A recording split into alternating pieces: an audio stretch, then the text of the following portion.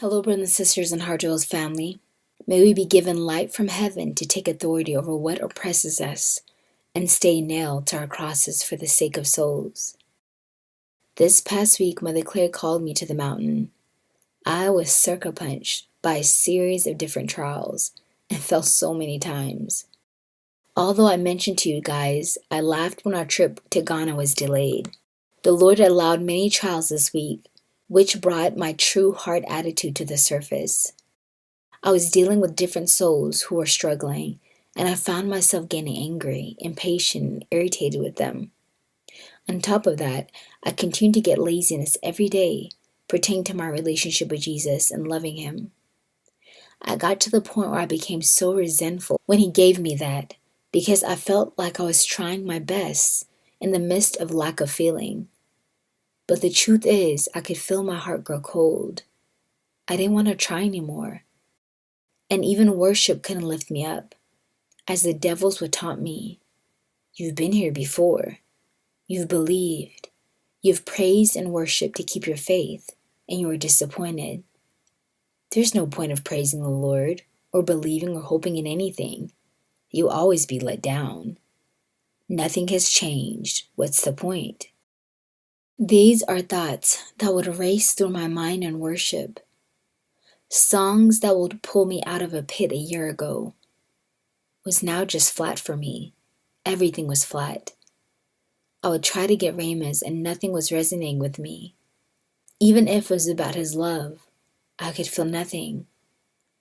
When I finally got home last night to Tao's house, I pulled a rhema card that said, "What you're dealing with is a Jezebel spirit. Use my authority. Don't be afraid." I was in shock as I began to try to discern if this spirit was operating through some of the souls I was having difficulty with, but nothing was confirming, as I began to wonder where this Jezebel spirit was coming from. I thought, okay, maybe I just need to remove myself from everything and have a night of solitude with Him.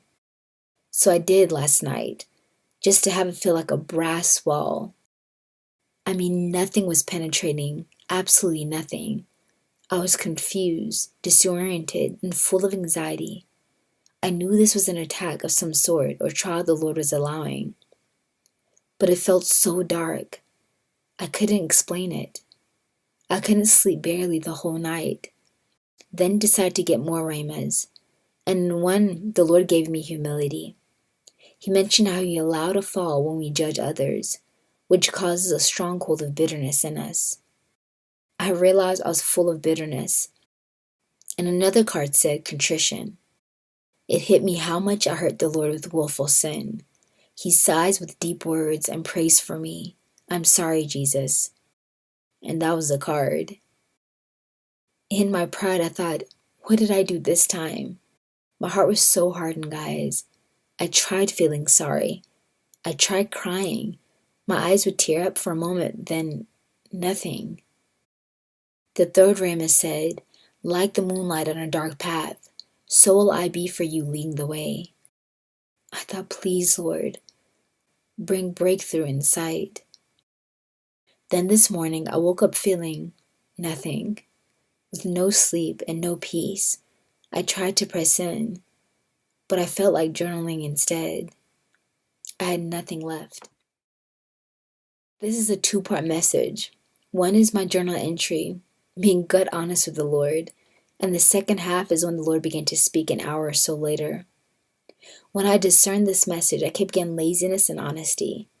I was thinking maybe it wasn't from the Lord, and didn't intend on sharing my journal entry with you, because I thought it was a little too transparent.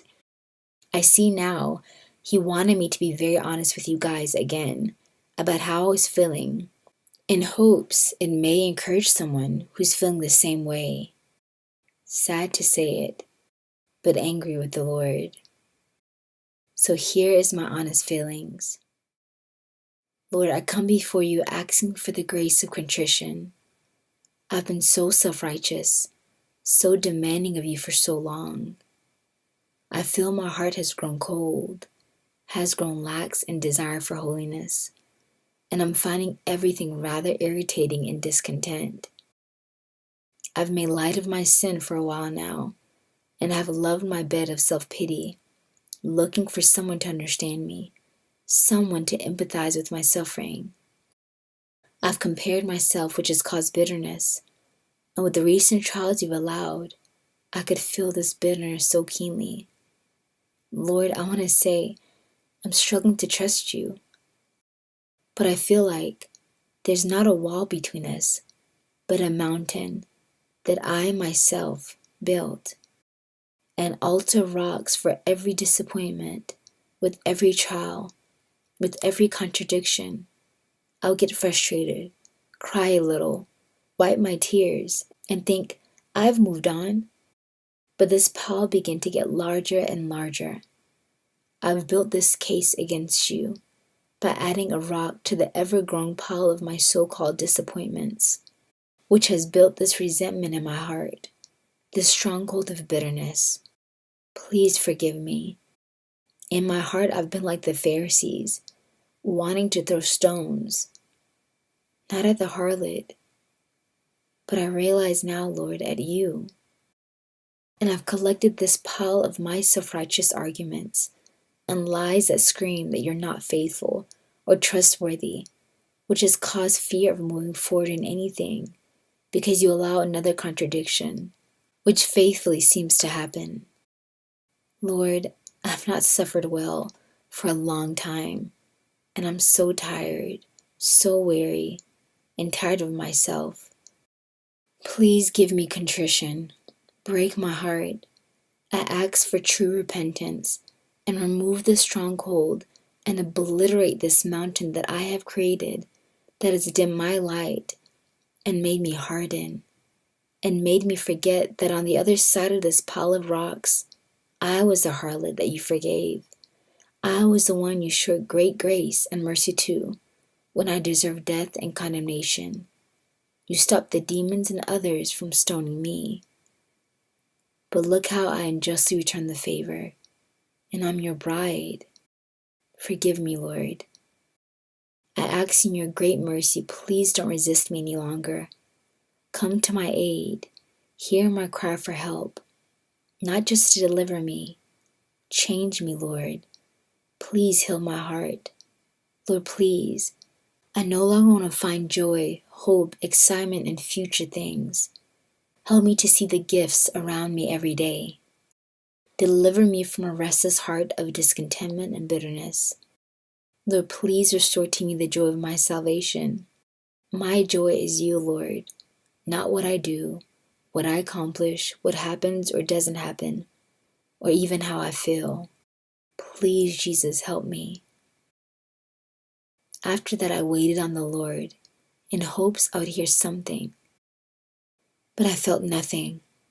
So indifferent, so cold. And I pondered as I sighed, thinking, this has to be a suffering. I saw several fives yesterday, and maybe the light of grace has not come. Have to patiently wait for it. I hear nothing. So I decided to get some readings from St. Faustina, and the Lord told her to seek light and strength in His passion alone, and I knew that was for me. Then Padre Pio devotion, the Rama said, Jesus alone can understand what I suffer when the painful scene of Calvary is enacted before my eyes. It is equally incomprehensible how Jesus can be consoled when He finds a soul who, for love of Him, asks no consolation and only wants to be allowed to share in her suffering. And the last Rama was from Mother Angelica devotional, and it said, overcoming your faults. It talked about battling jealousy and anger, and on anger it said, when you're angry, love is leaving you. Anger, impatience, and criticism. These are the effects of draining of love. Yep, that's exactly how I was feeling. So we had food ministry this morning, so I was going right into the Lord's Supper, but I felt led to at least play one song, and the title of the song was Speak, O Lord. So I felt the Lord wanted to speak, although there was still that overwhelming sense of fear, insecurity, lack of motivation to even try. It was consuming me, but I persevered and began writing. Good morning, Jesus. I've been a mush ball of confusion, disorientation, frustration, and nothingness. Please help me, Lord. Please forgive me of my sins, cleanse me, and create a new heart within me. Jesus, what's on your heart? Jesus began, I'm here, beloved, right here. Don't you see? I then saw Jesus lifted very high. I realized I was on Calvary. Looking at the back of Jesus, he was on the cross. It was a foggy night, eerie, and I realized I was right beside him on the cross. I was a thief on the right side of Jesus, crucified with him. And he continued to speak to me this whole message while I was on the cross. I looked down and we're so high up. I said, Lord, I'm so sorry for all my sins, all the rebellious thoughts and attitudes in my heart. Please forgive me, Lord. If I had tears, I would give them to you. But even that, Lord, I don't have today. That doesn't make your contrition less effective, my beloved dove. Tears are a gift from me. When they come, it is truly a healing balm to your soul. And when you have no tears left, unite yourself with me as I was in Gethsemane. I too had such anguish in my soul and availed no tears, but sweat as drops of blood. You and all my brides are suffering right now for the salvation of souls and for the state of mankind. Please no longer squirm to get off this cross. I'm right next to you, suffering with you, suffering for you, and suffering for the salvation of so many who are dear to me. Nothing is wasted, my beloved little one. Nothing. I know there's been much confusion, and I brought that raiment before you so that you may know how to pray. This Jezebel spirit has not attached itself to a soul, but it is looming, hovering over you all, and causing much oppression. Lord, forgive me, but I thought this spirit can only be effective through a person, so I began to get worried, concerned with everyone in the group. Jesus, knowing my thoughts, said, yes, it enters when there is an open door, and an open door of sin. Well, even I've fallen short, Lord. You have all fallen short. The fingerprints of a Jezebel spirit seeks to take control and silence the voice of my servants. It causes such oppression of darkness, depression, discouragement, intimidation, that you don't want to move forward. Wow, Lord, that's what it feels like for me right now.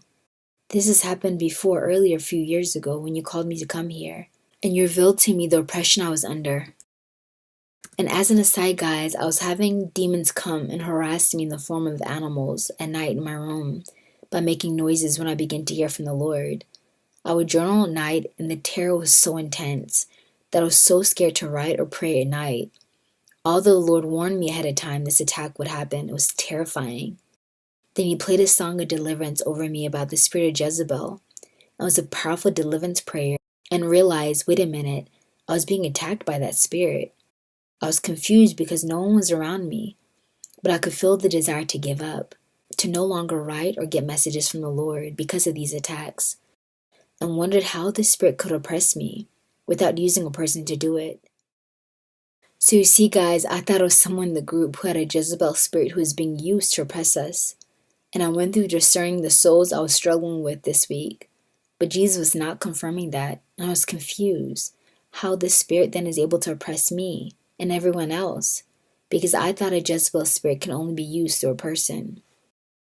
Jesus answered me, a spirit can oppress, possess, or accompany a soul, which you call attached. When a spirit oppresses a soul, it seeks to hover around, waiting to eventually attach itself to the soul. When under oppression, it influences a soul's thinking, their attitude and direction, by leading them off course, or to paralyze them from moving forward. The demons want to derail your destinies with the ultimate goal of leading you into eternal separation from me.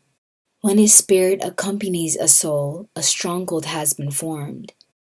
As an aside, he means when a spirit attaches itself to a soul. Jesus continued, they now have residence and a stronger influence over a soul's actions because they have been given legal access in this stronghold that the soul has permitted, and most of the time by injury done to them by others or past pain and trauma. Until that is healed and the soul renounces the bitterness from that situation, the stronghold cannot be taken down. Hence, they accompany the soul everywhere, lying dormant until their stronghold is under attack, meaning until that sore spot is pushed or provoked, and the demons have their way over that soul, affecting the response and reaction, causing harm to others. Then there is possession, which is the greatest influence a spirit can have over a soul. Just as one can be possessed by my spirit, so can one be taken over by an evil spirit. Lord, can a Christian be possessed? Jesus responded, Yes, beloved, there are many reasons I allow this. One of the main reasons is to make reparation for their sins and for the sins of others, which some parts of my church do not understand. When a soul gives me their free will consent, they are mine to do as I please and to work out their salvation as I please. And as an aside, you can look up the lives of saints like Blessed Marie Bolaganzi, who died in 1980, and the Lord permitted her to be demonically possessed for a period. There are many like her the Lord used to carry such crosses. But back to the subject at hand. I'm now talking of a soul whom I've not permitted to carry this cross, but one who has given Satan authority over their soul. Not only does the demon accompany them, but the demons inhabit part of their soul, or have been given full residence within the soul, by willful sin and willful consent. Only until the soul renounces Satan, their sin, and puts their faith in me, can they be delivered in my timing. I wanted you to be knowledgeable and aware of these things, my beloved one. As you and the group are praying, more insight on spiritual warfare will be given to equip you for your mission ahead. Continue to trust in my merciful love for you, that I will subdue all your enemies. The weapons will form, but not prosper.